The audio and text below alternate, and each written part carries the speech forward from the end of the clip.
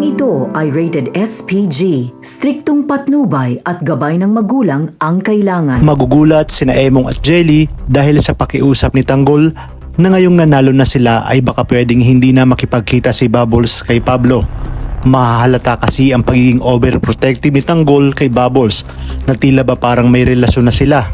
Kaya naman makakaramdam ng kilig si Bubbles at ayon kay Emong na baka si Pablo na ang susi sa kanilang pagyaman. Habang sa mansyon naman ni na Pablo ay hindi pa rin nawawala sa pag-uusap nila ni Ruben ang tungkol kina Tanggol at Bubbles. May duda nga si Ruben na talagang may relasyon na sina Tanggol at Bubbles, kung kaya't hindi titigil si Pablo para malaman kung sino ba talaga si Tanggol at ang tunay na kaugnayan nito kay Bubbles. Mapapansin naman ni Frida si Tanggol na malungkot at sasabihan na mukha umano itong nagseselos kay Bubbles.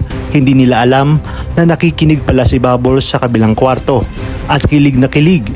Kinabukasan ay muling dadalaw si Olga kay Tanggol upang sabihin na nag-uwi si Mang Rigor ng babae sa kanila na siyang ikinagulat ni Tanggol. At mas lalo nga siyang nagalit ang sabihin ni Olga na harap-harapang binabastos ni Rigor at Lena ang nanay Tess ni Tanggol. Kaya naman hindi na nagsayang pa ng oras si Tanggol at agad na sumugod ng San Dimas para kumprontahin ang kanyang tatay-tatayan na si Rigor. Ngunit kanyang madadatnan si Lena at magkakaroon sila ng palitan ng maanghang na salita. Dahil sa sobrang galit ay hindi mamamalayan ni Lena na nalaglag na pala siya at ang lahat ng ito ay aksidente.